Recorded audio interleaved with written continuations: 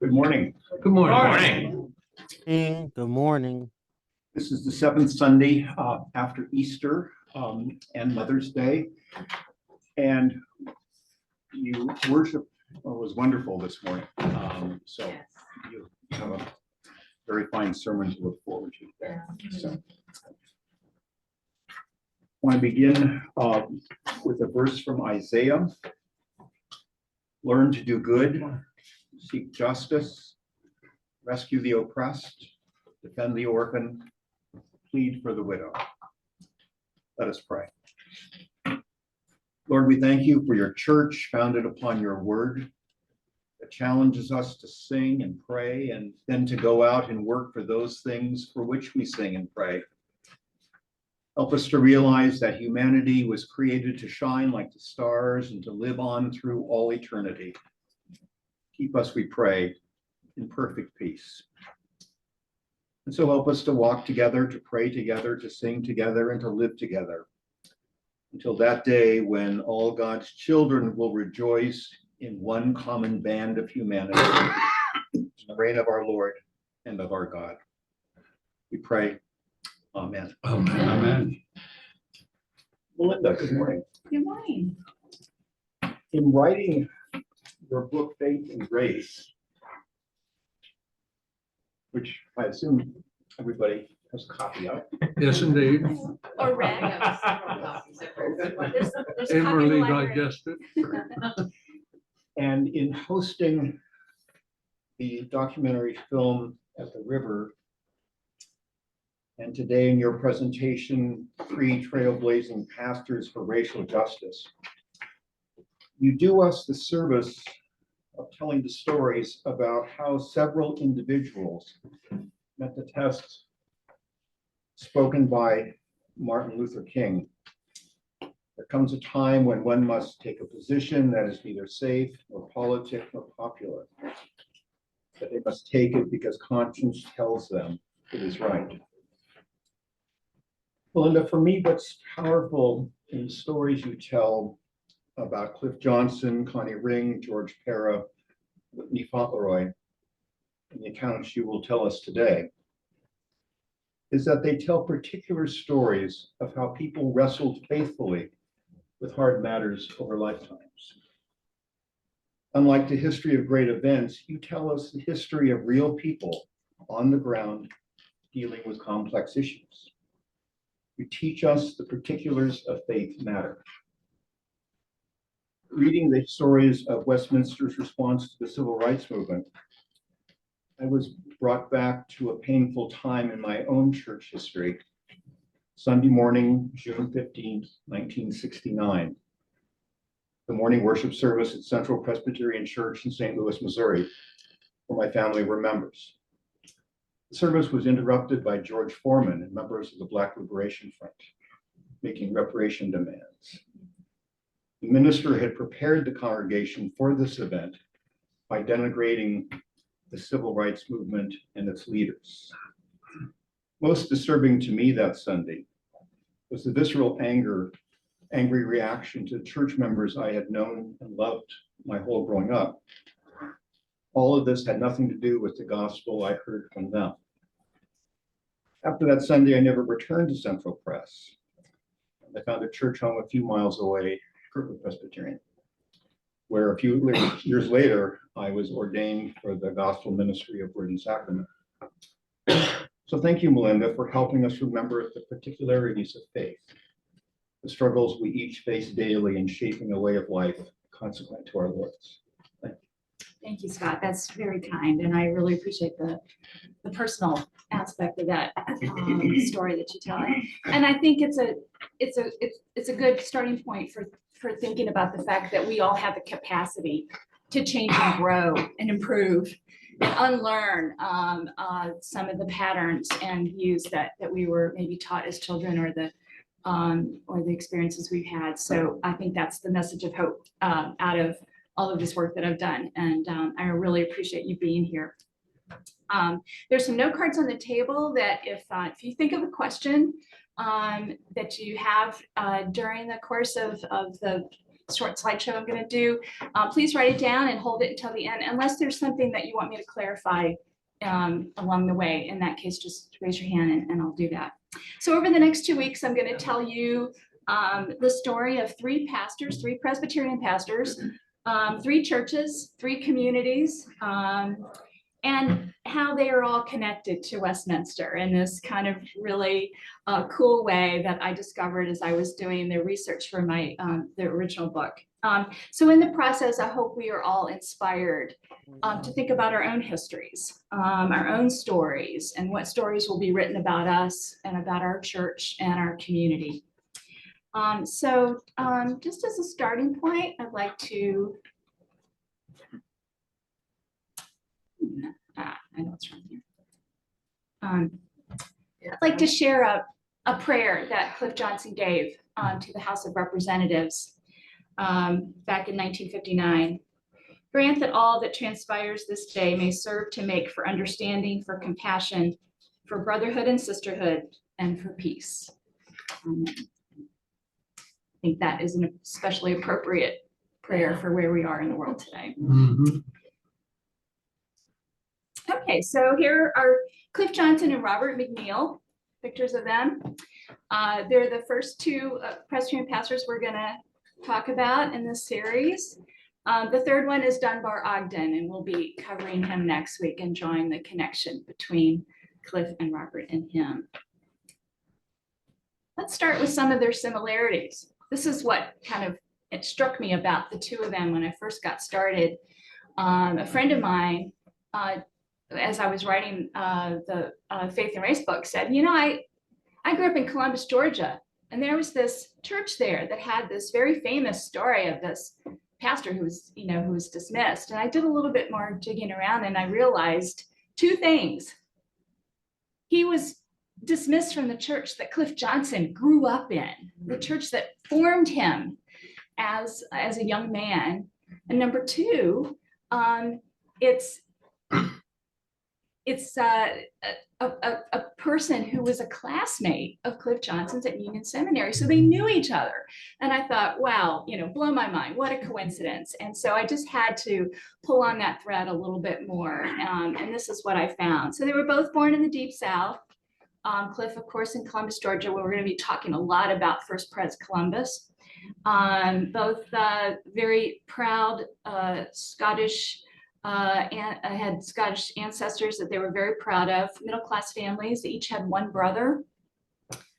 They both experienced the loss of a parent, and in Cliff Johnson's case, both parents early in their life. Cliff Johnson's mother died of the Spanish flu when he was about 3. And then his father died at age 12. And so Cliff was mainly raised by his Auntie Bates, and they attended First Pres Columbus.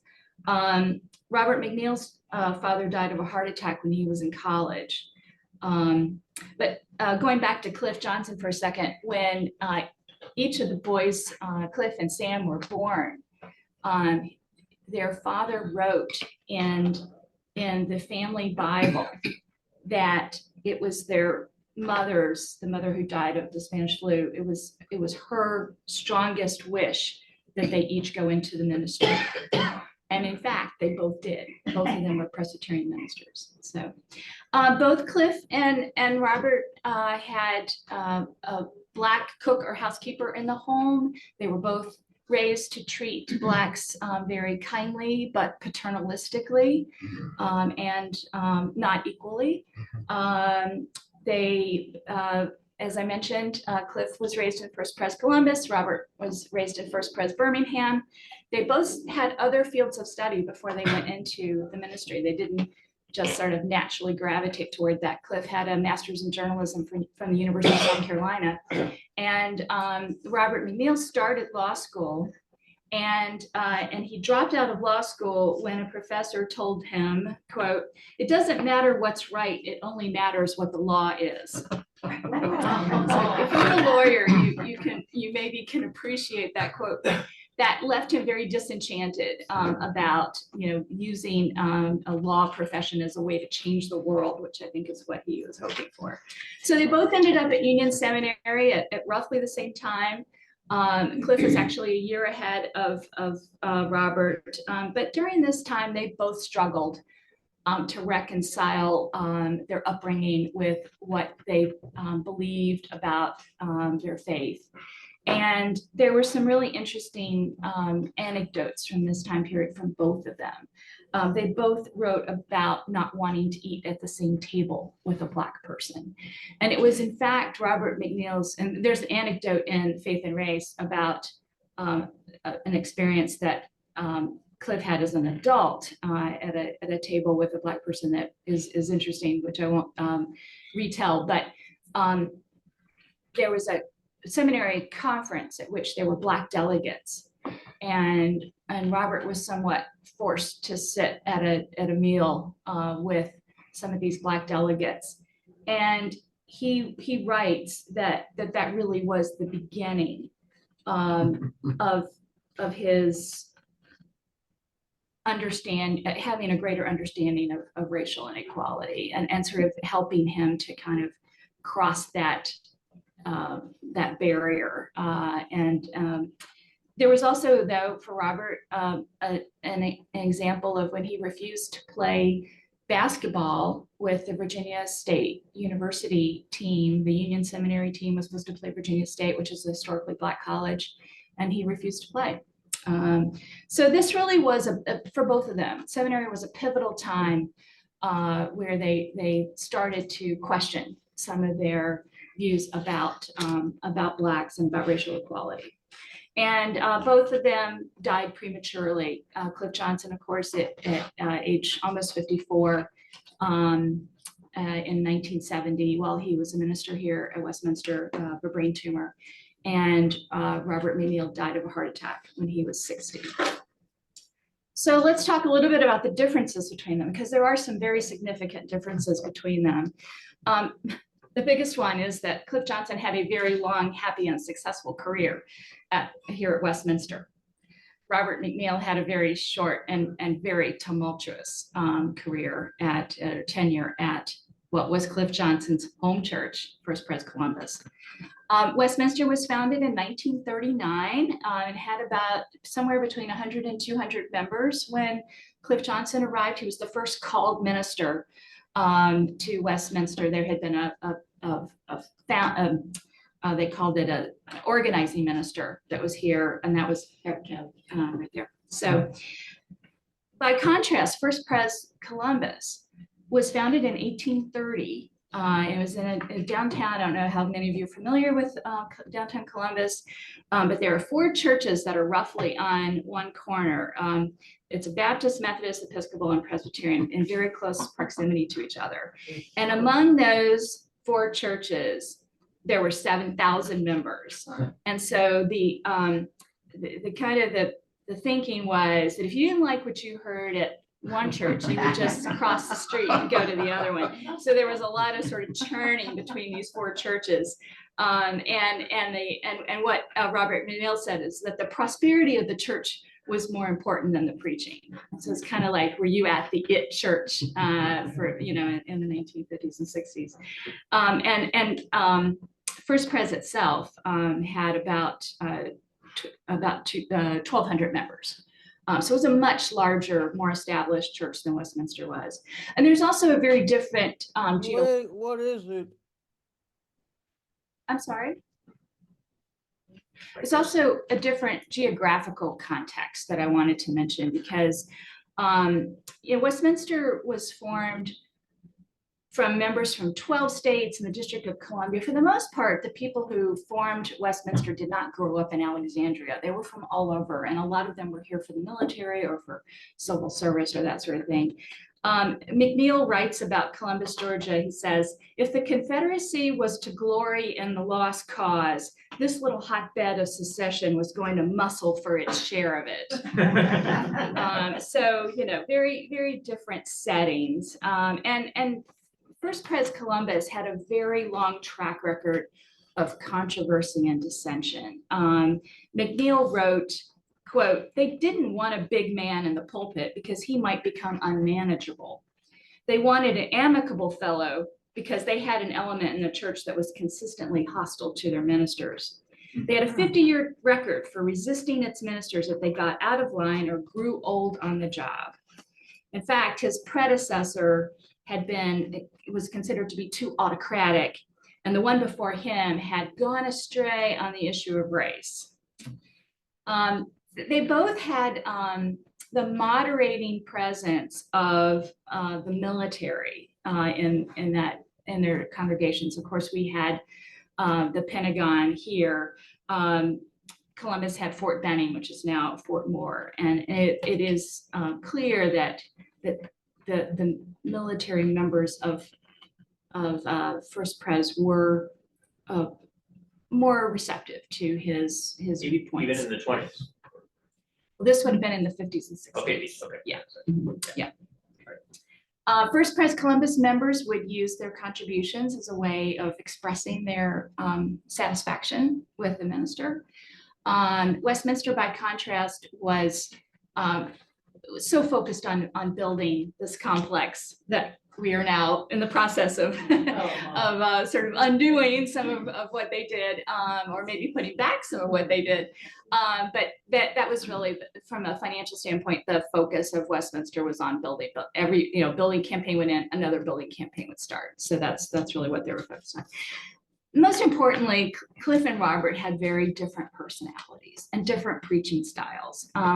Both were very opinionated, but Cliff Johnson just seemed to be a little less of a lightning rod, and Robert McNeil was more of a firebrand who attracted controversy in a sense, and he in some cases antagonized members of the congregation who didn't agree with him. And for the most part, the segment of the congregation that didn't agree with him was a minority, but still. So they had different preaching styles. Robert McNeil would kind of say things like, the Southern white moderate must understand this or that. It was sort of a detached way of saying, I know best.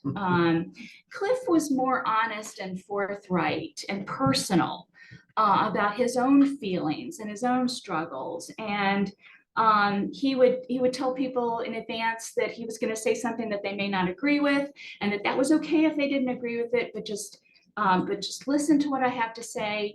And at the end of all of that, thank you very much for giving me the freedom to say it. So it just, it's a slightly different style. And I wanted to highlight a couple samples of text to give you a sense of this. So here's a quote from a Look magazine article that Robert McNeil wrote. It is inevitable that laws of racial reference will be abolished. If we now establish this free enterprise in human relations at the leadership level, a just, orderly, and contented society should result. So that's kind of typical of his writing. And here's something that's more typical of Cliff Johnson. And you can see the difference, referring to his own prejudices. These are my deep and genuine feelings growing right out of my most deep-laid emotional pattern. But I am trying with the daily help of God, and believe me, it takes that, not to live by my feelings, but to live rather by my convictions, my intellect, and my will. I think my feelings are wrong. I think they are not Christian. I will acknowledge them as I have just done, that those feelings are there, but I refuse to live by them. So I think he was opening himself up in a way that Robert McNeil didn't. And I think that made a difference. So let me just quickly go through the timeline of Robert McNeil's tenure at First Pres Columbus. He was called in 1953, having served a couple of small churches.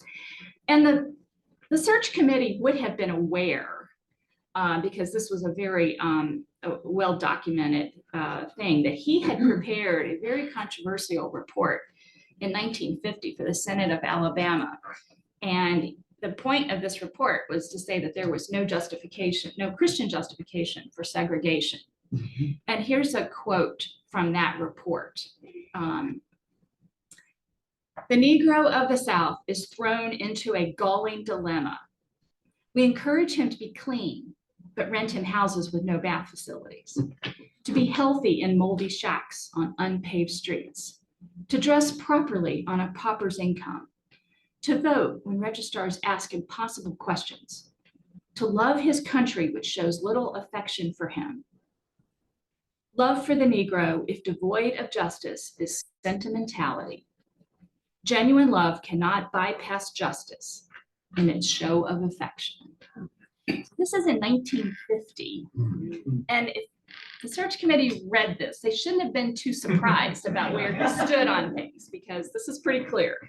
And then after he was at First Pres, he spoke at a Presbyterian meeting in favor of reunification of the Northern Church and the Southern Church.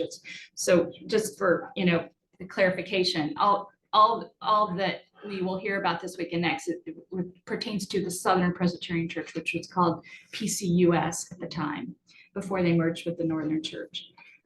So this reunification effort in 1954 failed. He made this statement knowing that 60% of his own congregation was opposed to reunification. In fact, the reunification effort failed pretty soundly, because there weren't enough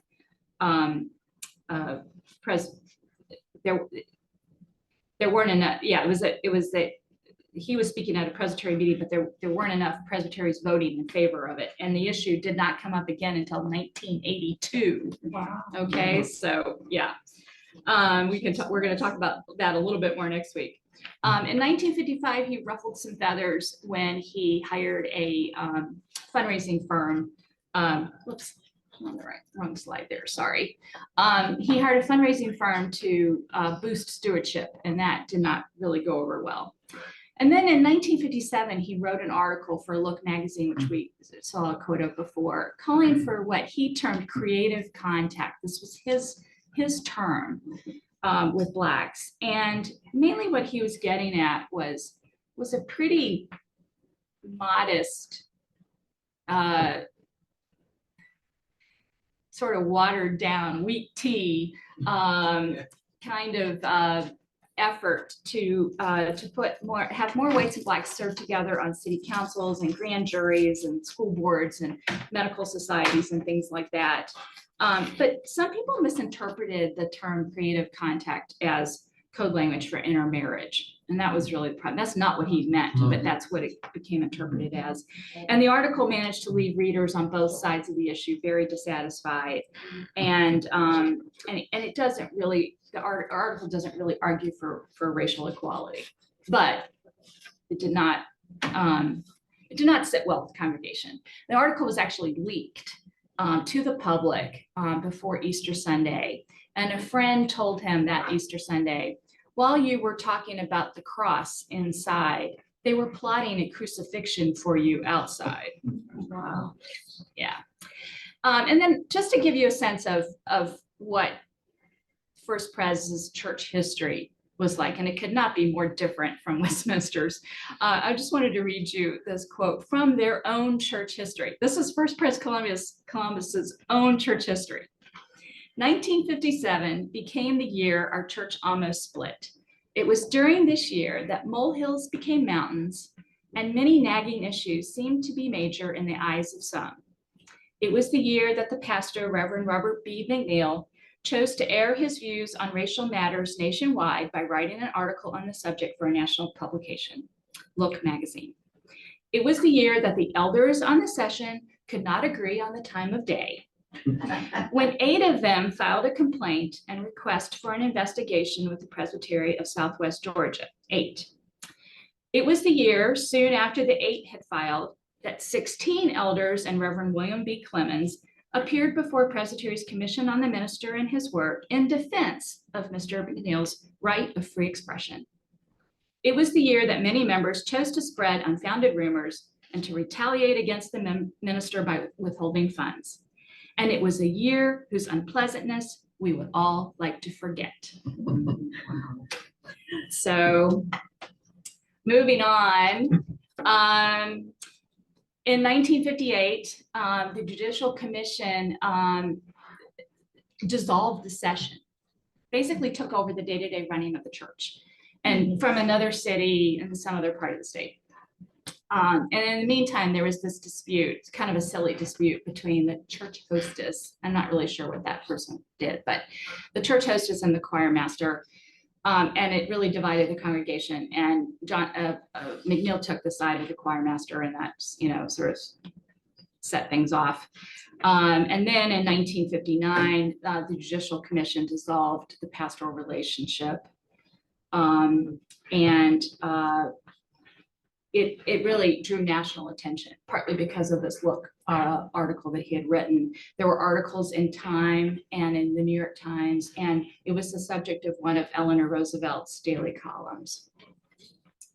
So Joel Alvis, who is the author of one of the books that I used to document this work, he said that his sermons about race and the Look article that he wrote were partly responsible for his dismissal.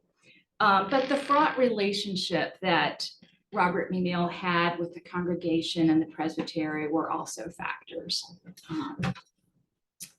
So I wanted to talk a little bit about freedom of the pulpit, because this is something that comes, yeah, sure. I'm sorry, could you back it up Yeah. to that previous? Yeah. So at the bottom. Yeah, he suffered, that's right, I should mention that. He suffered a heart attack about a week after his dismissal. He was hospitalized for a month and then convalesced at home for a couple of months. But that summer of 1959, he didn't have a job. He was just, living in Columbus with his family and recovering from his heart attack. And when did he pass? 1975. Okay. Yeah. So he's still a pretty young guy at this point. Was that the church's history? Was it written at the time? Or was it? That's a good question. I don't know, but yeah. It seems kind of raw enough that it might have been. Yeah. Okay, so so if you've read my book, you know that freedom of the pulpit was something that was very important to Cliff Johnson, and something that he felt that he had at Westminster, that he acknowledged many times that a lot of his classmates didn't have. And so I wanted to explore this a little bit, because this is a quote when the Judicial Commission was first formed in Columbus, that they were supportive of McNeil's freedom of the pulpit. We are under the strongest possible conviction that the Christian pulpit must never be muffled nor silenced by threats of any description.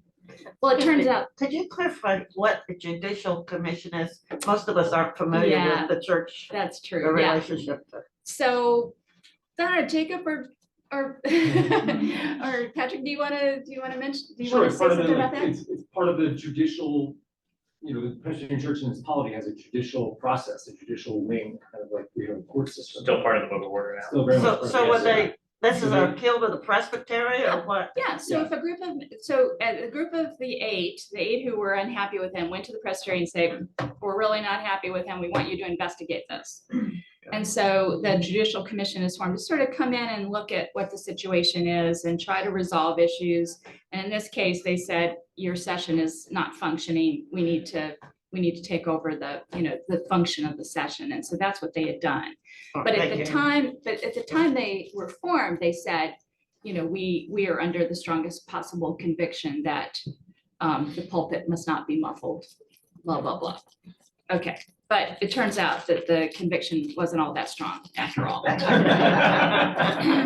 Because this is just 6 months later. This is when they dismissed him. The interests of religion imperatively demands McNeil's dismissal. The commission feels that the voice of the pulpit should be the voice of the congregation. Whoa, that's just the opposite. So if you were at the Flying Solo Retreat, some of you who are here were at the Flying Solo Retreat. We had a really good conversation about this quote.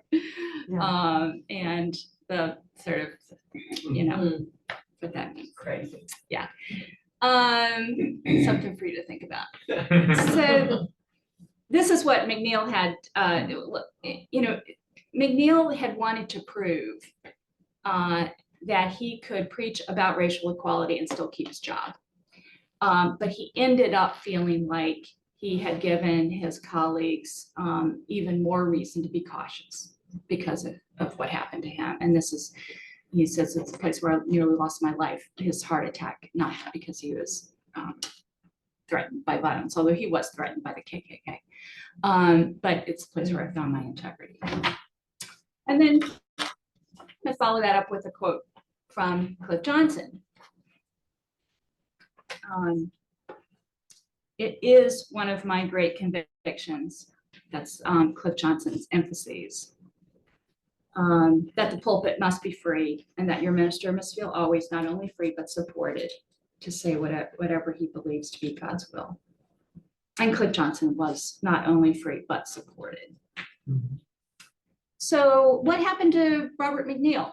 Well, he was called to be senior pastor at Bream Memorial Church in Charleston, West Virginia, and had another heart attack in 1961. So here's the thread from McNeil to Dunbar Ogden. He called Dunbar Ogden to be his associate.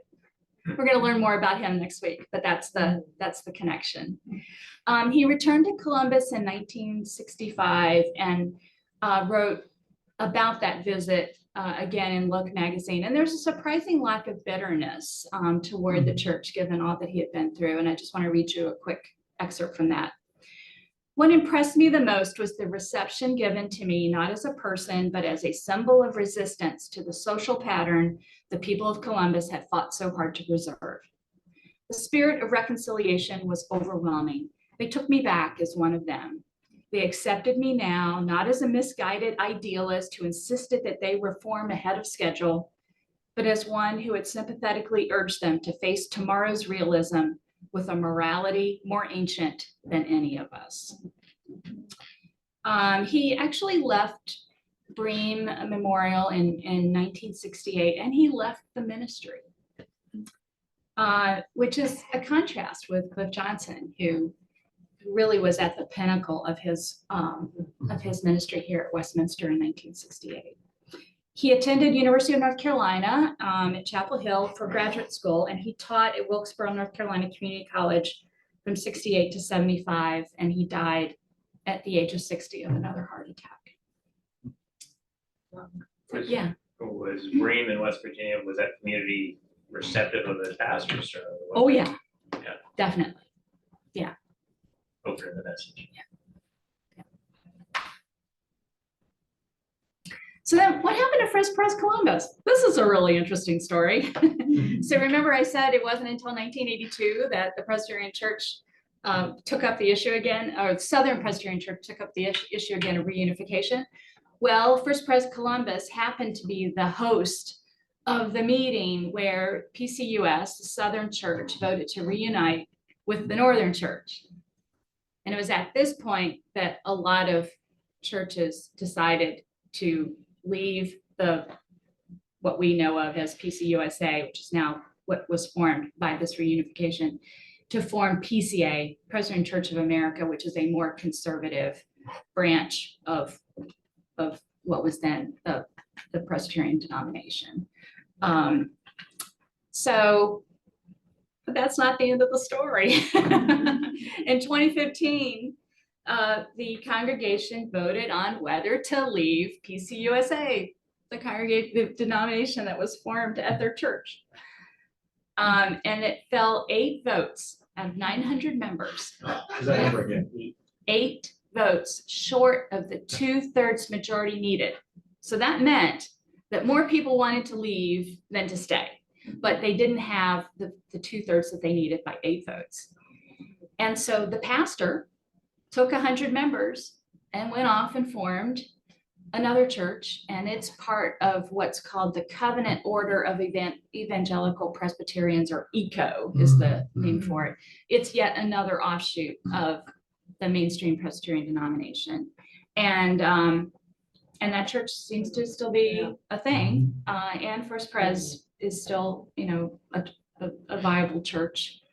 But oh my, oh my, just they've been through it. So next week, we're going to talk a little bit about the Southern Presbyterian Church, and I think what you're going to find is that Cliff Johnson was really an outlier. Robert McNeil was much more representative of what was happening to Presbyterian ministers during this time who were talking about racial justice. And even those, the ones like Robert McNeil, who were dismissed from their congregations or chose to leave, they were outliers themselves because probably, and this is just my my supposition, the vast majority of them, either of Presbyterian ministers, either were fine with the status quo, or they weren't about to say what they really believed because they wanted to keep their jobs. So I think, you had the majority of Presbyterian ministers were probably just, get along and go along and get along. And then you've got this other, smaller, but still a pretty significant number of ministers who spoke out and were dismissed. And then you have probably this really tiny group of people like Cliff Johnson who spoke out and weren't dismissed. So next week we'll talk a little bit more about that, and then we'll draw the connection to Dunbar Ogden, who, as I said, ends up at Green Memorial Church, but has a very interesting and historic role in the Little Rock Nine before that all happens. So, yeah. Do you have a sense, was there also in the Go Along kind of group, was there a segment that was actively pro-segregationist that you are aware of? Yeah. Yeah. Yeah. Oh yeah. Oh yeah. In fact, I'll have an example of one of those next week, but oh yeah. Okay. Yeah. Yeah. So as a closing thought, this is something that Robert McNeil wrote in his autobiography about his seminary training. And I think it'll be a good starting point for next week's discussion about the larger church.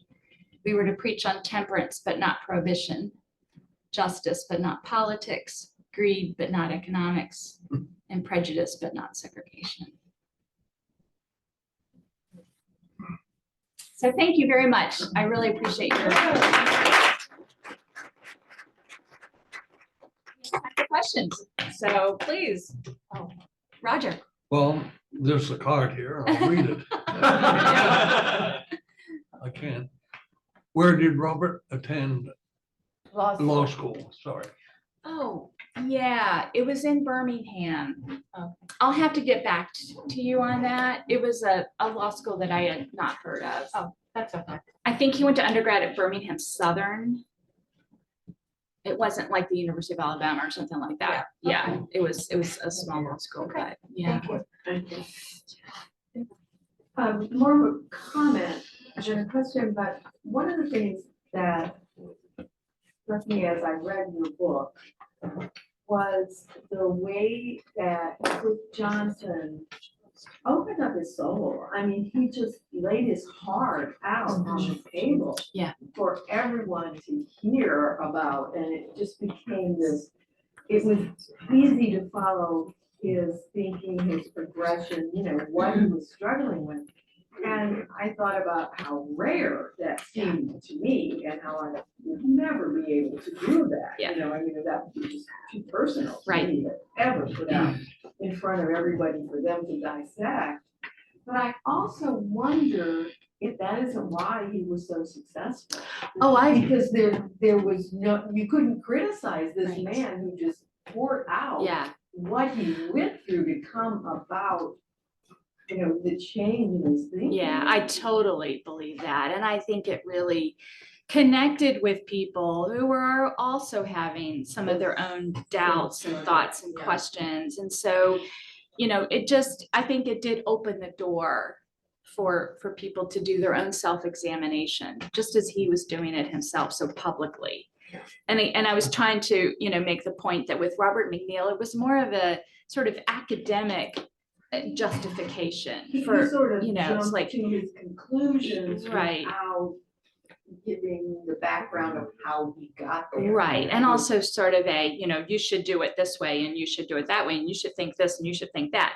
And I think it was part of Cliff Johnson's, I think it was part of his personality, but I think it explains why he was so successful. And it's really, I think, a good lesson for all of us. And if you're trying to convince someone to your position, it's not sometimes that the academic argument is not always the most effective one, but more of the personal. This is, That's right. this is how this has affected me, or this is, how I struggled to get to this point, So, so yeah, I mean, I really loved that about Cliff Johnson, and really felt like I felt like I knew him after I wrote that book. We, of course, had never met, but I just felt like I was so personally connected to him after reading all of his sermons.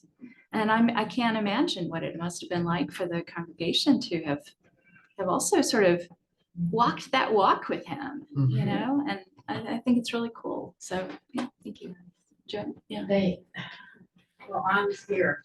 And it was, I remember my mom and dad, of course, because and because I was a child, I was in my teens and early on, but he had such an impact on my family.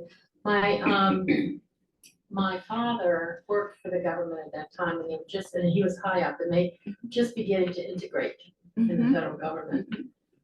So it was a great solace for him to have these every Sunday, have this preached to him the way that Cliff would preach it. Yeah. He was just a wonderful, wonderful man, and he's long remembered. And when at his funeral, the church was filled, and there was not a dry eye in the house. Oh, of I'm course. sure. But I remember him well. And you have really, I am so grateful to you, Melynda, for really putting it out there of what he was about. Yeah. Thank you so much. Oh, thank you. Thank you.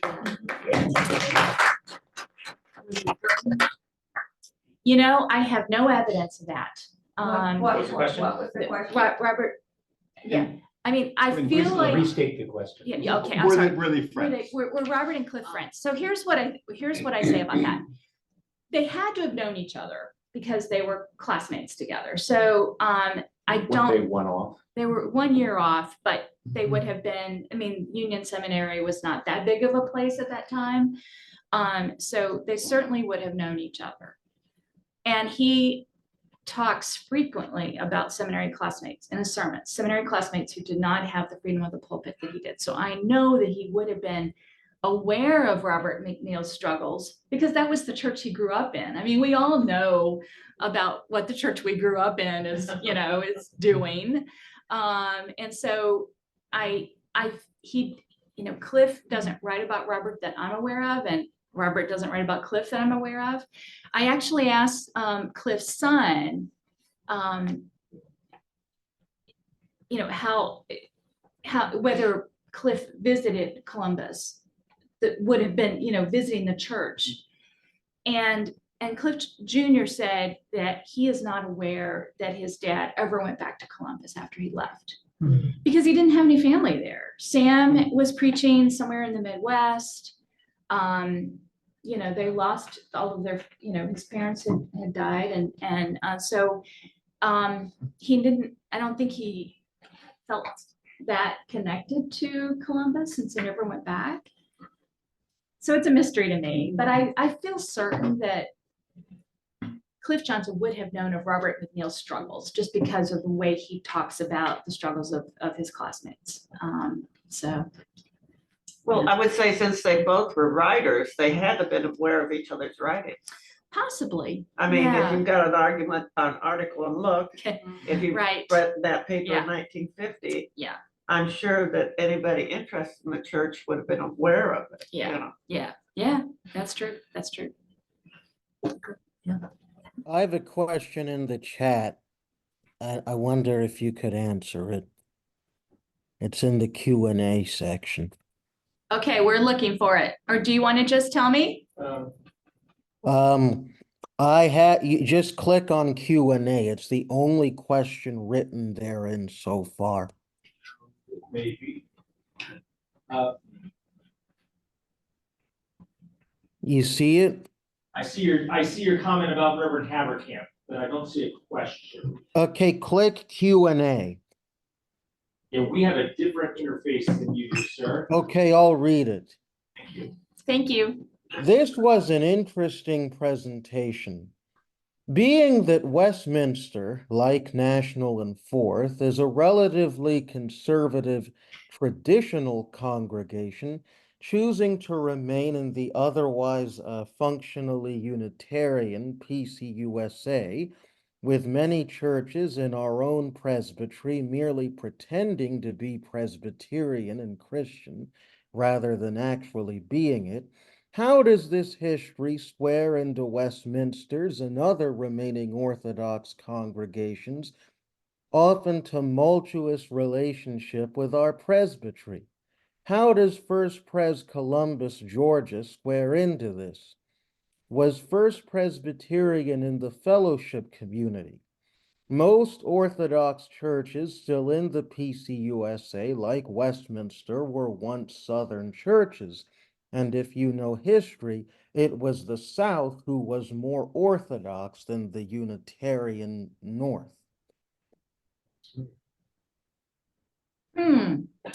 There's a lot there. Good luck with that.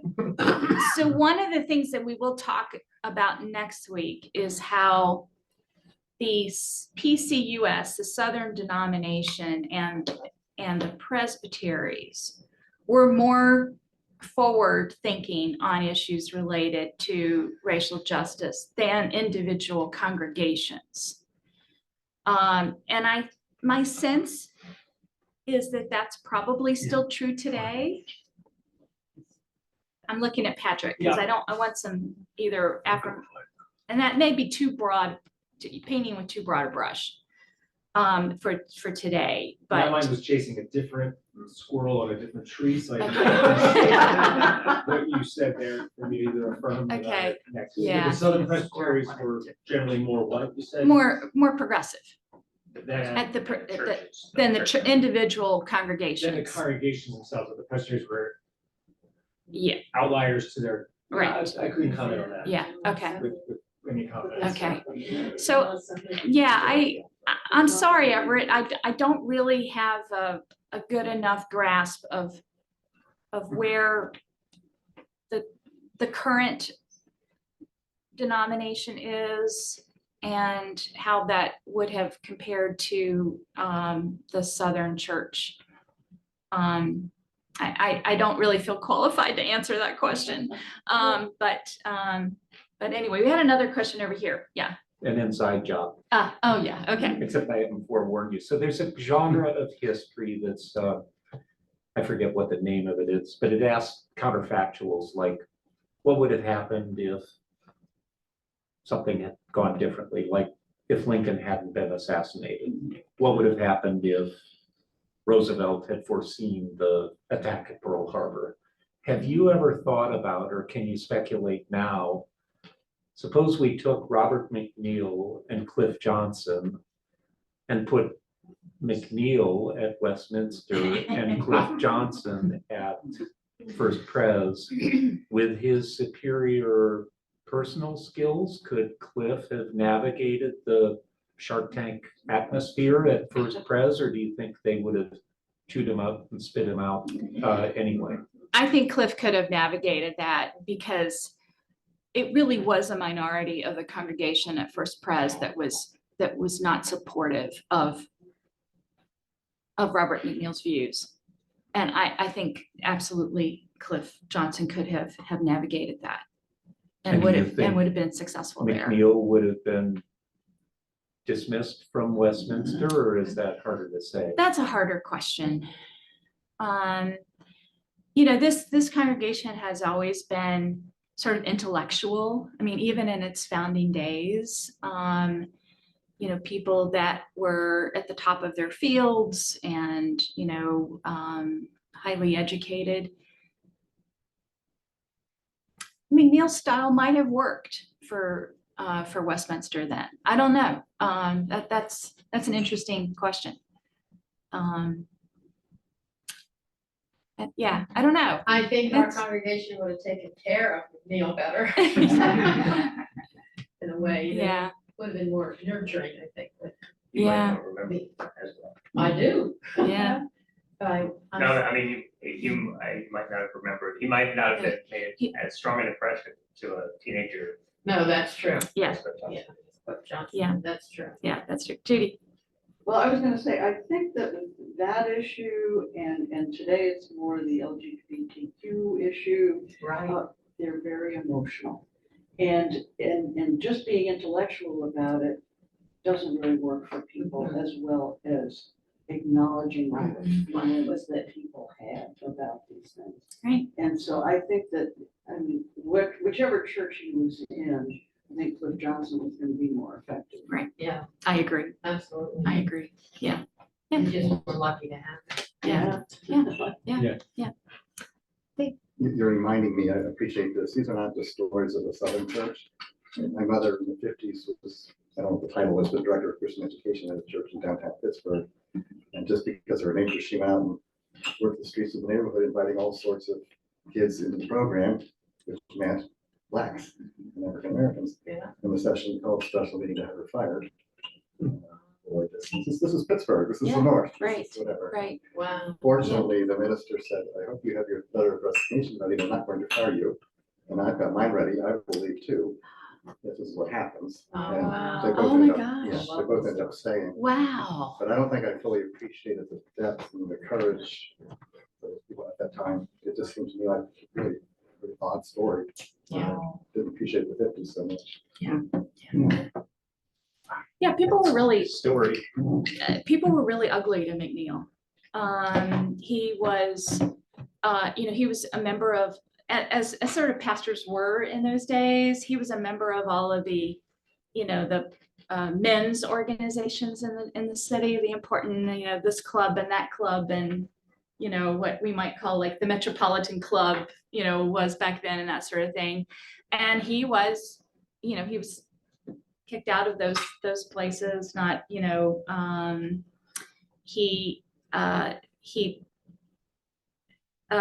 had a concern about the KKK.